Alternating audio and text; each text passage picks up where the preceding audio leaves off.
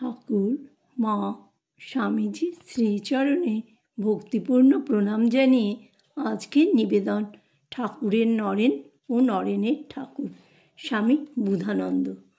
প্রথম দর্শন থেকে কাশীপুরে শেষ দিন অবধি নরেনের আত্মিক সত্তাটিকে ঠাকুর যেরূপ সুনিপুণ ভাস্করের মতো গড়েছিলেন তার শৈলী সমীক্ষা এক অভিনব ধ্যান বস্তু। এই নরেন্দ্রকে আশ্রয় করেই যে লীলাপ্রবাহ প্রকট হবে বিশ্বমানবের নবায়তনে, তাই নরেন্দ্র সাধনে প্রয়োগ করেছিলেন নিজের সকল নিষ্ঠা। অবতারের মুখ্য উদ্দেশ্যটি যে প্রেম সংবহন, তার কাছে একটি কার্যকর দিক আছে, একটি সংগ্রামের দিক, দুন্ধুবি বাজানোর দিক, ঘোষণার দিক, প্রচারের দিক। ঠাকুর নিজের ঐশ্বর্য গুটিয়ে বসেছিলেন অস্থির হয়ে। কি করে এখন সব কিছু সবাইকে বিলিয়ে দিয়ে নিশ্চিন্ত হওয়া যায়, এই ছিল তার বেদনা।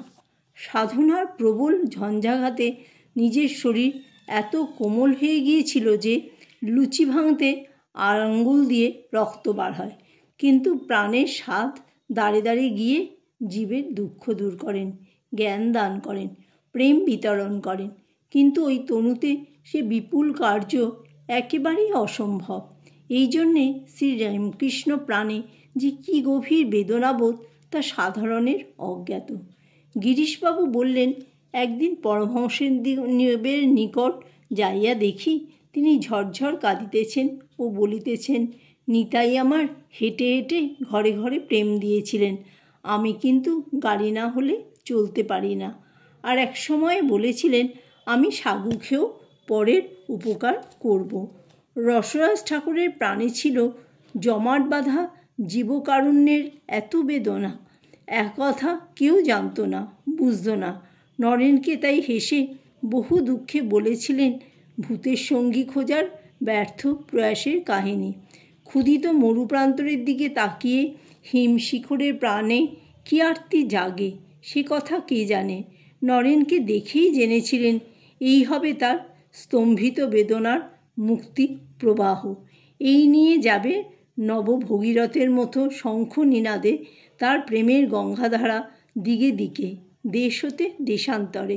শুধু মুক্তির সংকেত নয়, সে তো শাস্ত্রেও আছে।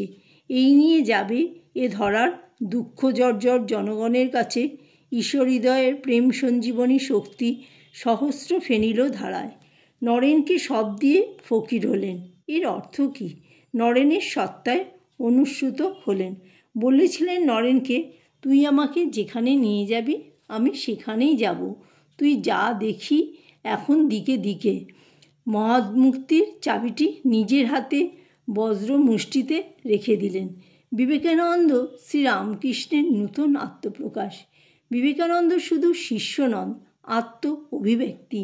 এই সত্যটির মর্ম জেনেই গিরিশবাবু বলেছেন, বিবেকানন্দকে রামকৃষ্ণ ব্যতীত যে মনে করে সে অজ্ঞান।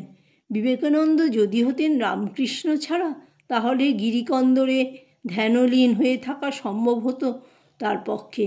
তিনি রামকৃষ্ণ ব্যতীত নয় বলেই তাকে হতে হয়েছিল পরিব্রাজক।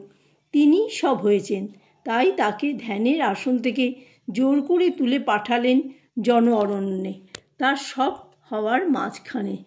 বিবেকানন্দকে চলমান করে নিজের প্রেম বহমান করলেন পল্লীতে, কুটিরে, শহরে, নগরে, জনপদে, দিক হতে দিগন্তরে। দক্ষিণেশ্বরের কাছাকাছি যে যেখানে আন্তরিক ভগবানের আরাধনা করেছিলেন, ঠাকুর অযাচিতভাবে তাদের কাছে গিয়ে কৃপা করেছেন। সবাই হয়তো বুঝতে পারেননি চাদর মুড়ি দিয়ে কে এসেছিলেন ওই নূতন মানুষটি, তবু আরাধ্য তো এসেছিলেন কৃপার দানপাত্রটি রেখে যেতে দোরগোড়ায়। কিন্তু যারা দৈন্যের, অজ্ঞানের, অহংকারের আবরণে আবিষ্ট হয়ে একেবারে ভুলে আছে, যারা জীবন সংগ্রামে যুদ্ধমান অথচ সর্বশক্তির উৎস থেকে ছিন্ন সূত্র, যারা ক্লেদাক্ত, দুরাচারী, ভুলুণ্ঠিত, তাদের কাছে প্রেমের প্রবাহ পৌঁছে দেওয়াই যে সবচেয়ে জরুরি কাজ। তাই বিবেকানন্দকে করলেন অল্পনিদ্র পথচারী। ধূলিময় পথে, দরিদ্র জনপদে, উন্মুক্ত আকাশের নিচে, নির্জন অরণ্যে চলমান বহ্নিমান বিবেকানন্দ ধর্মকে জানলেন নতুন করে। নারায়ণকে পেলেন দরিদ্র রূপে, মূর্খ রূপে, লুচ্চ রূপে, রুগ্ন রূপে। নূতন পথের নিশানা মিলল। এককে ধ্যানে পেয়েছিলেন ব্রহ্মরূপে, তাকে পুনরায় পেলেন বহু বিতত রূপে। সর্বত্র জ্বলজ্বল করছে সেই বস্তু, তিনিই সব হয়েছেন। তার আরাধনায় মুখ্য ধর্ম নয় কি, মুক্তির মার্গ নয় কি? বিবেকানন্দের এই ভাব প্রচার ঈশ্বরপ্রেমেরই সংবহন। জয় ঠাকুর, জয় মা, জয় স্বামীজি।